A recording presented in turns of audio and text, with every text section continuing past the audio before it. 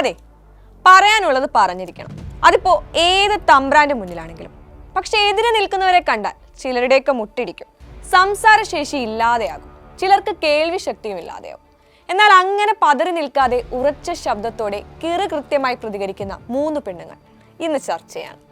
അധികാരമടക്കമുള്ള സകല പ്രിവിലേജുകളുടെയും പൊള്ളത്തരങ്ങളെ ചോദ്യം ചെയ്യുന്ന 3 ഉശിരരായ സ്ത്രീകൾ.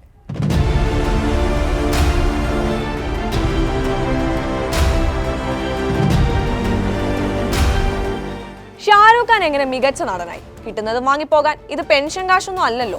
നാഷണൽ അവാർഡിൽ മികച്ച നടിക്ക് അർഹയായിരിക്കെ തന്നെ സഹനടിയാക്കിയതിൽ ചോദ്യം ചെയ്താണ് ആദ്യം ഉർവശി രംഗത്തെത്തുന്നത്. അതൊരു അഹങ്കാരമായിരുന്നില്ല. 700-ലധികം സിനിമകൾ രാജ്യത്ത് പല ഭാഷകളിൽ അഭിനയിച്ച ഒരു അഭിനേതാവിന്റെ തന്റെ കഴിവിലുള്ള പരിപൂർണ ബോധ്യമാണ്, ആത്മവിശ്വാസമാണ്.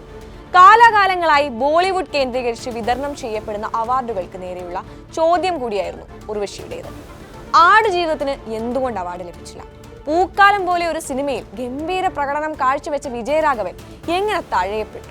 ജവാനിൽ അഭിനയിച്ച ഷാരൂഖ് ഖാൻ എങ്ങനെ മികച്ച നടനായി? ഒരുപക്ഷെ ഓരോ മലയാളിയും ചോദിക്കാൻ ആഗ്രഹിച്ച ചോദ്യമായിരുന്നു ഇത്, അല്ലെ? എന്നിട്ടും അവാർഡ് ലഭിക്കാത്തതിൽ വിമർശനം ഉയർത്താനോ തിരുത്താനോ ആരും എത്തിയില്ല. അവിടെയാണ് ഉർവശി വ്യത്യസ്തയാകുന്നത്. പെൻഷൻ കാശ് പോലെ വാങ്ങി പോക്കറ്റിലിട്ട് പോകാനല്ല നാഷണൽ അവാർഡ് എന്ന് ഉർവശി പറയുമ്പോൾ അതിൽ കൃത്യമായ രാഷ്ട്രീയമുണ്ട്. അർഹരായിട്ടും ചിലർ മാത്രം അവാർഡ് പെട്ടികയിൽ നിന്ന് പുറത്താക്കപ്പെടുന്നതിന്റെ കാരണങ്ങളെ ഉർവശി ചോദ്യം ചെയ്യുമ്പോൾ അത് രാഷ്ട്രീയ ചോദ്യം തന്നെയാണ്. പുറത്താക്കപ്പെട്ടവർക്ക് വേണ്ടി ഉർവശി സംസാരിക്കുമ്പോൾ ഒരു അഭിനേത്രിക്കപ്പുറം അവർ കുറെ കൂടി ഹൃദയവികാസമുള്ള ഒരു മനുഷ്യജീവിയായി മാറുകയാണ്.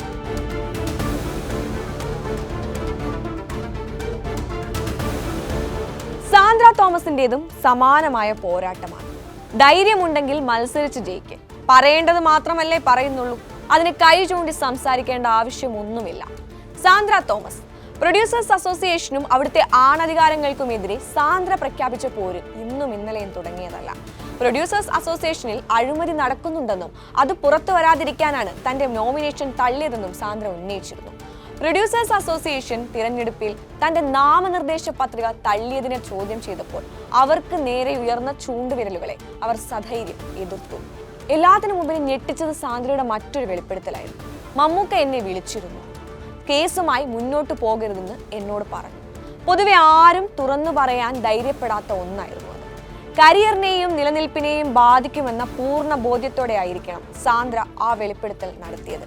എന്നിട്ടും അവരത് പറഞ്ഞിട്ടുണ്ടെങ്കിൽ സ്വന്തം ലാഭേച്ഛയ്ക്കപ്പുറം അത് തന്റെ സഹപ്രവർത്തകർക്ക് കൂടി വേണ്ടിയായിരിക്കും.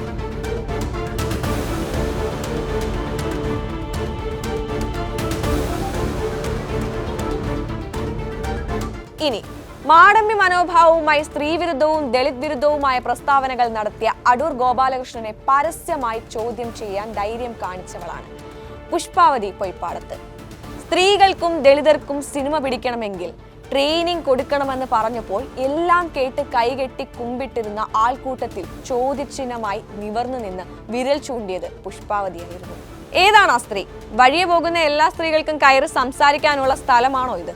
ഇതെല്ലാം പബ്ലിസിറ്റിക്ക് വേണ്ടിയാണ് എന്ന് സകല ധാർഷ്ട്യത്തോടെയും അടൂർ തനിക്കെതിരെയുള്ള വിമർശനങ്ങൾ തള്ളിയപ്പോഴും അങ്ങനെ വലിഞ്ഞു കയറി വന്നതല്ല താനെന്നും തന്റെ ആത്മസഹോദരങ്ങൾക്ക് വേണ്ടിയായിരുന്നു താൻ സംസാരിച്ചതെന്നും വേണ്ടത് വേണ്ടപ്പോൾ തോന്നിയില്ലെങ്കിൽ വേദനിക്കേണ്ടി വരുമെന്നുമായിരുന്നു പുഷ്പാവതിയുടെ മറുപടി.